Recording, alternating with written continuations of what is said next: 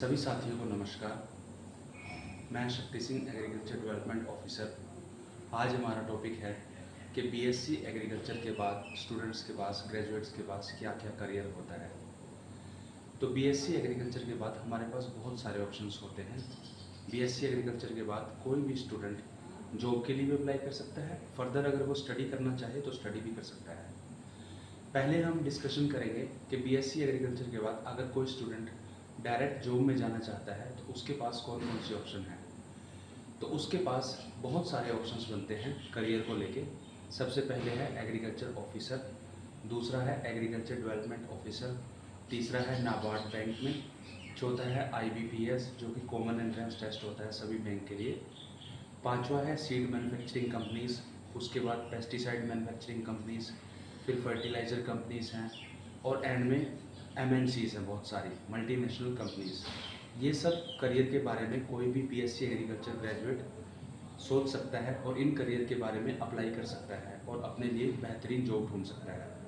अगर कोई स्टूडेंट सोचता है कि मुझे जॉब नहीं करनी बीएससी के बाद, मुझे फर्दर स्टडी करनी है, तब कौन कौन से ऑप्शन हैं उसके पास। तो कोई भी स्टूडेंट एमबीए के लिए जा सकता है एग्री बिजनेस में, एग्री बिजनेस मार्केटिंग में एमबीए कर सकता है, एमटेक कर सकता है एग्री बिजनेस के अंदर, एग्रीकल्चर इंजीनियरिंग के अंदर, एमएससी कर सकता है एग्रीकल्चर में। अगर कोई स्टूडेंट एमएससी करना चाहता है एग्रीकल्चर में तो उसके सामने बहुत सारी स्ट्रीम्स होती हैं, जैसे MSc agronomy, MSc vegetable science, MSc horticulture, MSc plant breeding, MSc soil science, MSc statistics, MSc economics, बहुत सारे एमएससी वेजिटेबल साइंस, फ्लोरिकल्चर, बहुत सारे ऑप्शंस होते हैं। कोई भी स्टूडेंट एमएससी करना चाहे तो उसके बाद एमएससी के बाद कोई स्टूडेंट चाहता है तो वो पीएचडी के लिए भी जा सकता है। नेट क्लियर करके यूनिवर्सिटी के अंदर साइंटिस्ट या प्रोफेसर, असिस्टेंट प्रोफेसर की पोस्ट के लिए भी वो एलिजिबल हो जाता है। अब हम बात करते हैं कि बीएससी एग्रीकल्चर करने के लिए एलिजिबिलिटी क्राइटेरिया क्या है।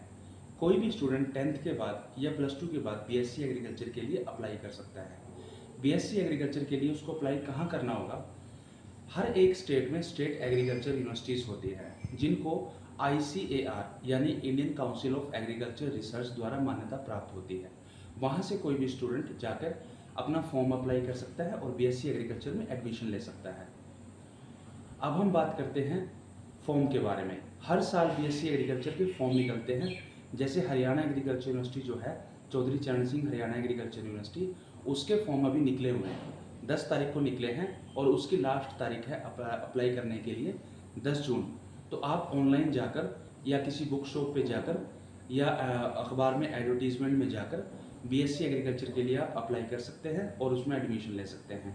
तो बीएससी एग्रीकल्चर के बहुत सारे करियर ऑप्शंस हैं, तो स्टूडेंट निश्चिंत होकर बीएससी एग्रीकल्चर के लिए अप्लाई कर सकते हैं, उसमें एडमिशन ले सकते हैं और अपना करियर बना सकते हैं। अगर बात करें सैलरी पैकेज की, तो बीएससी एग्रीकल्चर करने के बाद कोई भी स्टूडेंट अगर गवर्नमेंट जॉब में जाता है तो भी सैलरी पैकेज उसका बहुत अच्छा होता है। अगर वो प्राइवेट कंपनीज़ में जाता है तो भी उसको बहुत अच्छा सैलरी पैकेज मिलता है। तो एग्रीकल्चर से बीएससी करने के बाद स्टूडेंट्स का करियर बहुत हद तक सिक्योर होता है। तो आज ये जानकारी देना बहुत ज़रूरी था क्योंकि फॉर्म निकले हुए हैं। तो मेरी सभी स्टूडेंट से ये रिक्वेस्ट है कि आप जाएं। अगर आपका इंटरेस्ट बीएससी एग्रीकल्चर में है, एग्रीकल्चर फील्ड में है, तो आप जाएं, अप्लाई करें और एग्रीकल्चर में जाके एडमिशन लें। बहुत बहुत धन्यवाद।